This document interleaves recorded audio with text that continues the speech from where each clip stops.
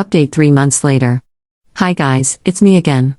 A lot of you asked for an update on my situation with Jane and my family, so I've come back to share a few things that have happened since my initial post. I'll try to organize this in a way that addresses the major points from last time. Jane is still alive and doing surprisingly well, considering the circumstances.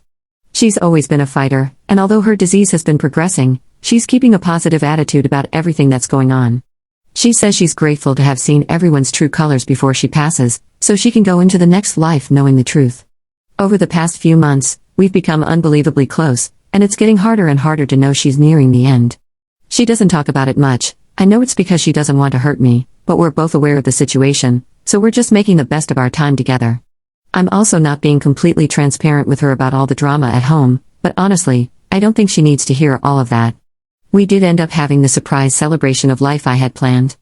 A lot more people showed up than I expected, but they all got an Airbnb near the hospital where Jane is staying. We were able to take her out and spend some time at the lake near the facility. It was super low-key, which I know Jane preferred, and I even managed to get her old college friend to come after finding him on LinkedIn, lol. We had food, there was music, and we played games. Overall, it was a really great time, except Jane started crying at the end, but she promised it was just because she was grateful. My brothers are doing okay. My aunt, Jane's sister, is currently paying for them to go to therapy, and they've become a lot more open about discussing the situation. They just turned 13, but a lot of the time, it feels like I'm talking to actual adults, lol. They become really independent lately, in a good way, and aside from driving them places, I don't really have to do much for them anymore. Their grades aren't amazing, but they're not failing, and considering the circumstances, it could be a lot worse. They still hang out with friends, and I'm keeping an eye out for signs of depression or anything like that. The situation with my mom is as funny as it is embarrassing, to be honest. She spent a few weeks ignoring us, and then she tried to crawl back into my life, basically begging me to let her move in because her lease is about to expire and she has nowhere to go. That conversation went about as well as you'd think, and she ended up calling me an ungrateful BTCH, saying I couldn't just ignore her because she's my mom. I told her to get out of the house before I called the cops and to go back to my dad, who, at that point, was only coming home every few days to check on us and grab some clothes. After that, she tried coming by a few times, and when I wouldn't open the door, she'd lose her mind and start yelling in the neighborhood. After 3 instances of this, I finally called the cops. However, because I'm 17, they said there was a possibility I have to go home with her since technically I'm a minor and need to be with a custodial parent. I told them there was no way that was happening because I was the only one watching my brothers at the time. That led to a whole thing where, after a few hours, my dad showed up, and I was allowed to stay at Jane's house because there was finally an adult present, and I'd basically been living there for over a year.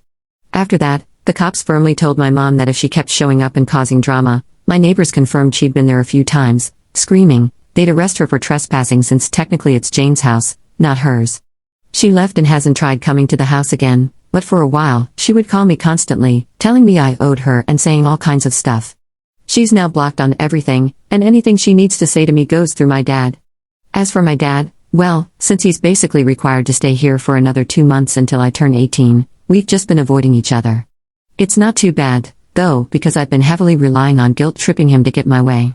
For example, he was going to contest the divorce, but I threatened to kick him out when I turn 18 if he did, so he signed all the paperwork for a quick divorce and is now doing whatever Jane tells him to do.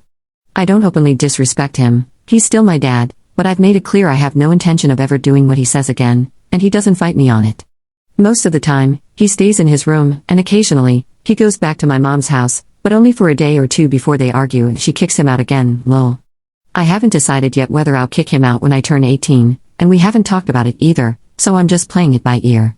As for me, I'm handling everything as well as I can. I found a new job where I make a little more money, so I've been focusing on saving as much as possible and being there for my brothers. Between working, school, and visiting Jane, I've been so busy I haven't had time to stop and process everything, but I know that time will come. One of my friends has really stepped up and helped me manage everything. I'm super grateful to him for being there for me and my brothers, so we'll see how that goes. Anyway, I wish I had something more exciting to share, but that's what's happened since my last post. Thanks again for all the support on my last post.